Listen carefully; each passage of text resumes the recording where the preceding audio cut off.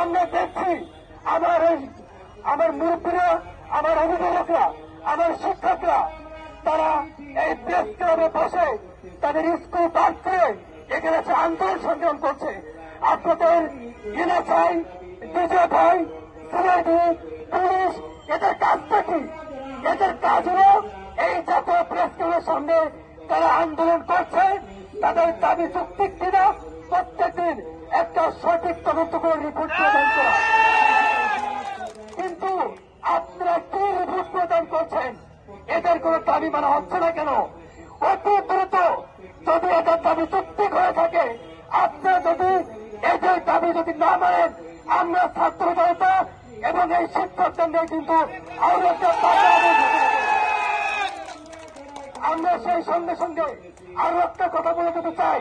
আমরা দেখছি এই জাতীয় প্রেস ক্লাবের সামনে আমাদের অন্তর্বর্তীকালীন সরকারকে বিতর্কিত করার জন্য কিছু দালাল এরা বসে রয়েছে।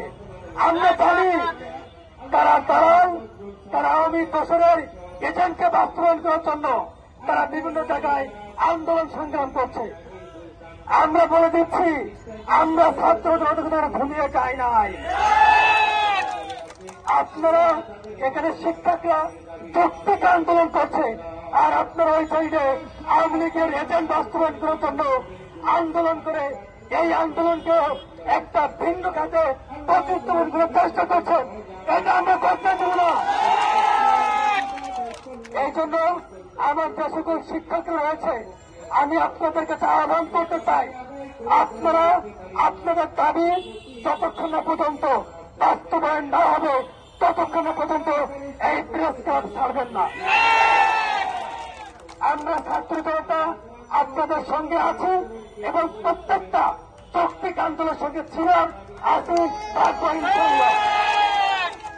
এবং আপনাদের প্রেস ক্লাবে রয়েছেন, আপনাদের দায়িত্ব রয়েছে এখানে। তারা আওয়ামী লীগের এজেন্ট বাস্তবায়ন করে সেই আগের মতো স্বৈরাচার প্রক্রিয়ায় এই অর্থের বিনিময়ে চাকরি দেওয়া, মেধাদেরকে বঞ্চিত করে ঘুষের মাধ্যমে লক্ষ লক্ষ টাকা দিয়ে চাকরি দেওয়া, এদেরকে চিহ্নিত করে কোনো ধরে দিয়ে এখান থেকে বের করে দিলেন।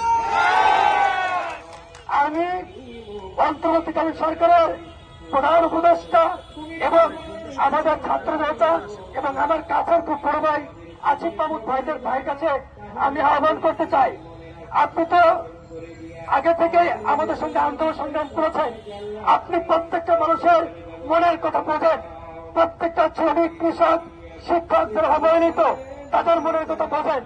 আজকে তারাই যদি রাজপথে নামত আপনি উপদেষ্টা হতে পারতেন।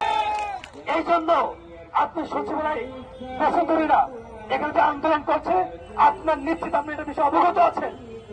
আমরা চাই, আমরা এই শিক্ষক, অভিভাবক এবং ছাত্র জনতা চাই আপনি অতি দ্রুত এদের সঙ্গে বসে কিভাবে এইটা সমাধান করা যায় সেই প্রক্রিয়া হাতে নেন।